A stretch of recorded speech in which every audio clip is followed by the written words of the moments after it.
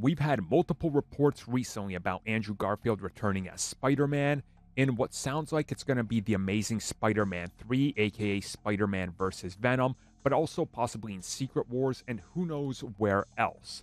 So many of you asked, wouldn't it be a little too complex to do this, and could you explain how to simply do it?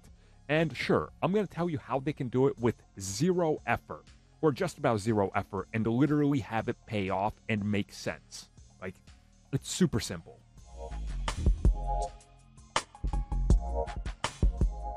Okay, so just so we're on the same page, so far Eddie Brock, aka Venom, in his film universe has remained on the West Coast.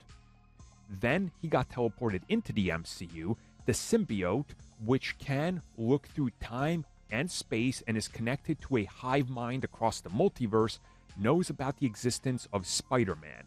And now, since it's been in the MCU, it has a taste for Spider-Man in its own universe and wants to get its own hands on its own Spider-Man.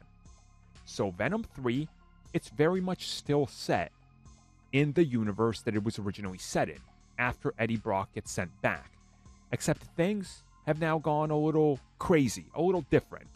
Due to the spell, due to the incursion that was happening, obviously with everything invading No Way Home, Eddie has gone back into an amalgamated universe now of Sony's characters, which you establish all existing and coexisting. So now you got the legwork done from you because you quickly explained that at the beginning. And when he's back, he starts searching for Spider-Man, realizing, oh, there is a Spider-Man. He's in New York. That is a thing. Okay, now you're going to say, well, how did he miss that? He's a reporter and such, right? He didn't miss it. It's just been rewritten. History in this universe has been rewritten. Eddie Brock is Eddie Brock. He's the same, but he's been dropped into this new universe where, you know, his universe merged with the Amazing Spider-Man universe. You can spin Silk off of that, which sounds like they might be doing. You spin off whatever they're doing. You tie it into the Madam Web film, the bigger Spider-Verse, all kind of converging into one. So the simple solution during Venom 3 would be to have Eddie's mind being warped by all this knowledge that the symbiote has of the multiverse, and of course the after effects of it, realizing that it needs to subside when he gets his hands on Spider-Man, because he left a piece of the symbiote in the other universe. That symbiote is sending traces of knowledge and the hunger back to this one, communicating with it. It wants to be whole with Spider-Man.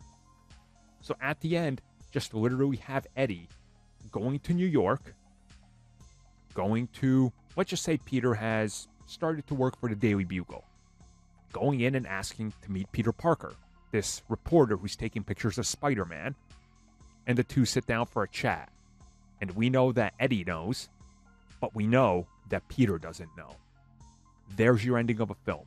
It's a simple explanation, zero effort, and then you do the Amazing Spider-Man 3. So in chronological order, you have TASM 1, TASM 2, then you have the two Venom films, then you have No Way Home, then you have Venom 3 and the Amazing Spider-Man 3. And all around it, you bring in the other things. You want to bring back Michael Keaton's Vulture? Here he is. He was pulled in there. That's why the scene in Morbius didn't make sense, but now it does. Same thing with Kraven. Same thing with Madam Web. You can even tie her into it being like, the Spider-Verse was so broken that fixing it required some serious works because of the inheritors that they're going to explore in Madam Web. There you go. It's a simple process. That way Sony streamlines everything into one universe that they have outside of, like, you know, Noir, which they still could pull in realistically. And then they got their own proper universe to do stuff with. They got their own Spider-Man. The MCU has their own. And they avoid each other up until, well, Secret Wars. I mean, it's such a simple way to do it that Sony would honestly be stupid if they didn't do it. Which, saying that, Sony tends to do that, so who knows.